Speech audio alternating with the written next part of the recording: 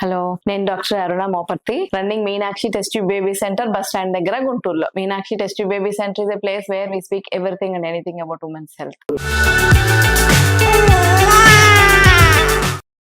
ఈరోజు ఐవీఎఫ్ చేయించుకునే వాళ్ళకి ఖర్చు కొంచెం ఎక్కువ అవుతుంది, చాలా కాస్ట్లీ ప్రొసీజర్, మా వల్ల కాదు అని చాలా మంది చెప్తూ ఉంటారు. సో దాని గురించి కొంచెం బ్రీఫ్ గా మీకు అసలు ఐవీఎఫ్ ఖర్చు ఎందుకు అవుతుంది, కొంచెం నార్మల్ కన్నా ఎక్సెసివ్ ఎందుకు అవుతుంది అనే దాని గురించి చెప్పాలనుకుంటున్నాను. మామూలుగా ఐవీఎఫ్ చేయాలంటే మీకు ఇంతకుముందు నేను వీడియోస్ లో చెప్పాను, సెకండ్ డే ఆఫ్ పీరియడ్స్ నుంచి ప్రెగ్నెన్సీ రావాలంటే ఎగ్స్ పెరగడం కోసం ఒక వారం నుంచి 10 రోజుల దాకా ఇంజెక్షన్స్ చేస్తాం. ఆ ఇంజెక్షన్స్ తో యూరినరీ హెచ్సిజీ ఉంటుంది, హెచ్ఎంజీ ఉంటుంది, ఇంకొకటి రికాంబినెంట్ కూడా ఉంటుంది అనమాట. సో రికాంబినెంట్ ప్రిపరేషన్స్ అంటే బాగా తయారు చేస్తారు బెస్ట్ టెక్నాలజీ తోటి, అవి బ్యాచ్ టు బ్యాచ్ కన్సిస్టెన్సీ అంతా మెయింటైన్ చేస్తాయి. సో దాని వల్ల ది బెస్ట్ క్వాలిటీ ఎగ్స్ వస్తాయి అనమాట. సో రికాంబినెంట్ వాడినప్పుడు మనకి సక్సెస్, ఐవీఎఫ్ సక్సెస్ అంతా మనం వాడే ఇంజెక్షన్స్, మనం తయారు చేసుకునే ఊసైట్స్ మీద 50% డిపెండ్ అయి ఉంటుంది. మంచి ఊసైట్స్ ప్రొడ్యూస్ చేయగలిగామంటే మంచి ఎంబ్రియోస్ వస్తాయి, 100% ప్రెగ్నెన్సీని ఇస్తాయి అనమాట. సో మనం కాంప్రమైజ్ అయ్యి యూరినరీ ప్రిపరేషన్స్ వాడుకొని తక్కువ ఖరీదు అవుతుంది కదా, ఇదైతే 5,000 అవుతుంది, అదైతే 2,000 అవుతుంది కదా అని యూరినరీ ప్రొడక్ట్స్ వాడుకున్నాం అనుకోండి,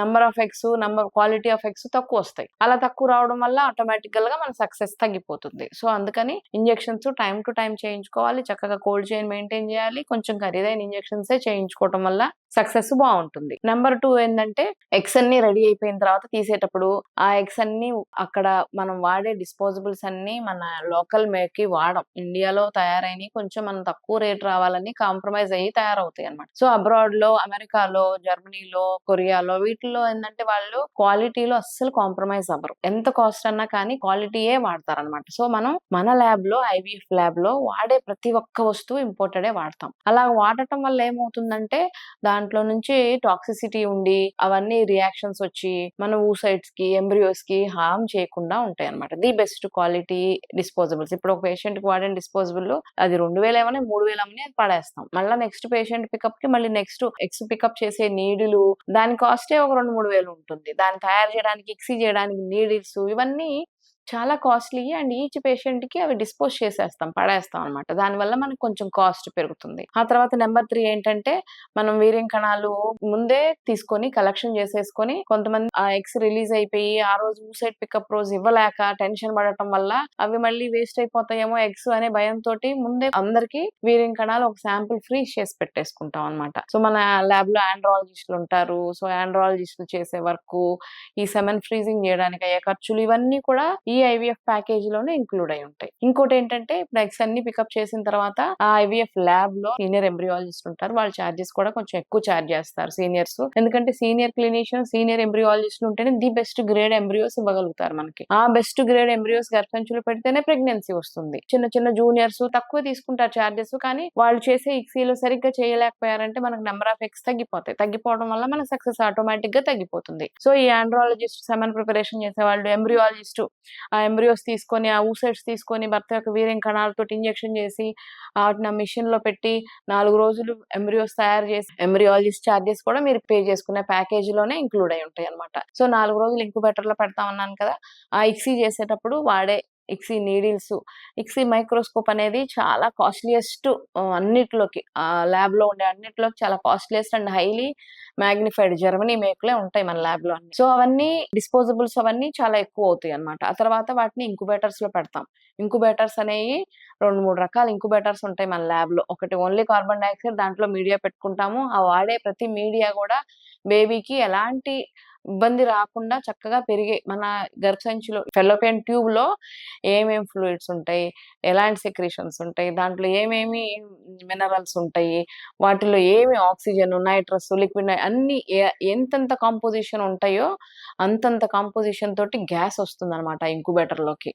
సో ఆ ఇంక్యుబేటర్ లో ఆ పెట్టడం వల్ల సో న్యాచురల్ గా యూట్రస్ లో ట్యూబ్ లో తయారై పిండము గర్భసంచిలోకి వస్తుందని చెప్తాను కదా నేను. ట్యూబ్ లో తయారవడానికి 3 days పడుతుంది. అది తయారయ్యి ఫర్టిలైజ్ అయ్యి స్లోగా పెరగడానికి. ఆ 3 days ఆ ఎంబ్రియోని మనం ఇంక్యుబేటర్ లో పెంచుకుంటాం. సో ఆ ఇంక్యుబేటర్ లో ఈ ట్యూబ్ లో ఉండే సేమ్ అట్మాస్ఫియర్ క్రియేట్ చేస్తాం అనమాట. సో ఆ ఇంక్యుబేటర్ 2-3 ఇంక్యుబేటర్లు, వాటిలో వాడే ట్రై గ్యాస్ సిలిండర్స్ కూడా మన ఆక్సిజన్ సిలిండర్లు వాడతాం కదా, మనం కోవిడ్ అప్పుడు చాలా మంది తెలిసి ఉంటుంది వాటి కాస్ట్ అంతా, అదంతా ఒక 500 లో వచ్చేస్తుంది ఆక్సిజన్ సిలిండర్. కానీ ఈ ట్రై గ్యాస్ అని చెప్పాను కదా, ట్రై గ్యాస్ లో 3 3 గ్యాసెస్ ఉంటాయి. ఆక్సిజన్, నైట్రస్, కార్బన్ డయాక్సైడ్ మన అట్మాస్ఫియర్ ఎయిర్‌లో ఏమేమి ఉంటాయో అంత పర్సెంటేజ్ ఆ డ్రై గ్యాస్ సిలిండర్‌లో ఉంటుందన్నమాట. ఆ సిలిండర్ కాస్టే 10,000 ఉంటుంది.